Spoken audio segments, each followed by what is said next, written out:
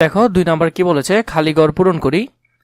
রেজার 56টি marble ছিল, তার বাবা তাকে আরো 48টি মার্বেল দিল। এখন রেজার কাছে মার্বেল হলো কয়টি? তাহলে এটি আর এটি যোগ করতে হবে। আমরা যদি এখানে লিখি 65 যোগ 48,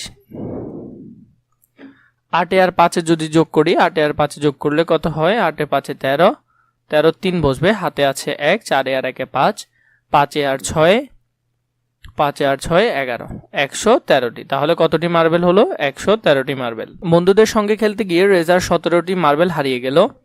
রেজার কাছে মার্বেল রইল কতটি? তাহলে মার্বেল মোট ছিল 113টি। আমরা যদি 113টি মার্বেল এখানে লিখি, হারিয়ে গেছে কয়টি? হারিয়ে গেছে 17টি। তাহলে 17টি মার্বেল বিয়োগ দিতে হবে। 7 থেকে 3 বিয়োগ যাবে না, তাই এখান থেকে এক ধার নিয়ে এটাকে 13 করতে হবে। 13 থেকে 7 যদি চলে যায় তাহলে আর থাকে 6। এখন দেখো এখানে যে 1 ছিল, 1 থেকে আমরা 1 ধার নেওয়ার ফলে এখানে আর 0 আছে, 0 থেকে 1 বিয়োগ যাবে না, তাই এখান থেকে ধার নিয়ে 10 করতে হবে। 10 থেকে 1 চলে গেলে 9। এই একটি ধার নেওয়ার ফলে এখানে আর কোনো কিছু নেই, তাহলে আর হবে 96টি।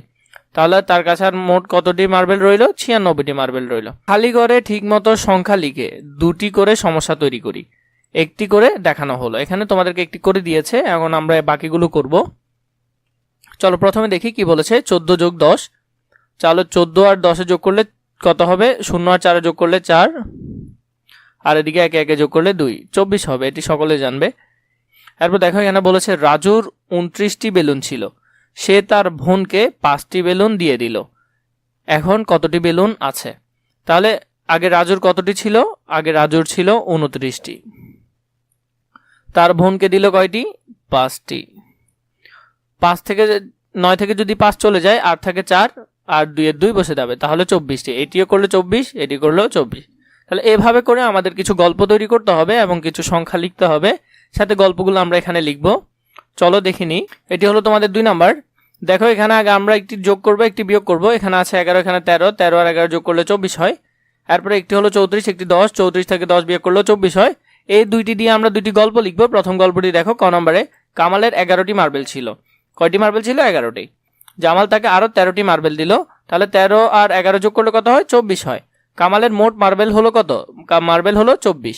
ঋতুর একটি পুঁতির মালায় 34টি পুঁতি ছিল, মালাটি থেকে 10টি পুঁতি হারিয়ে গেল। তাহলে 34 থেকে 10 যদি বিয়োগ করি, তাহলে এখন মালাটিতে আর কতটি পুঁতি আছে? 24টি পুঁতি আছে। 2 নাম্বারটি আমরা করেছি। এখন যদি 3 নাম্বারটি দেখি, 3এও আমরা একটি কি করব? এখানে একটি গল্প লিখবো এবং এখানে একটি সংখ্যা যোগ করব। এটি হলো তোমাদের 3 নাম্বারটি।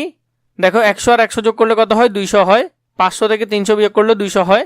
এভাবে যদি আমরা একটি গল্প তৈরি করি, রহিমা 100 টাকা দিয়ে একটি খাতা এবং আরো 100 টাকা দিয়ে কয়েকটি রঙিন পেন্সিল কিনলো, তাহলে রহিমার মোট কত টাকা খরচ হলো? তাহলে 100 আর 100 যোগ করলে কত হবে? 200 টাকা। 200 টাকা খরচ হলো। খ নম্বর দেখো, পিঙ্কি 500 টাকা নিয়ে মেলায় গেল এবং মেলায় 300 টাকার কেনাকাটা করলো।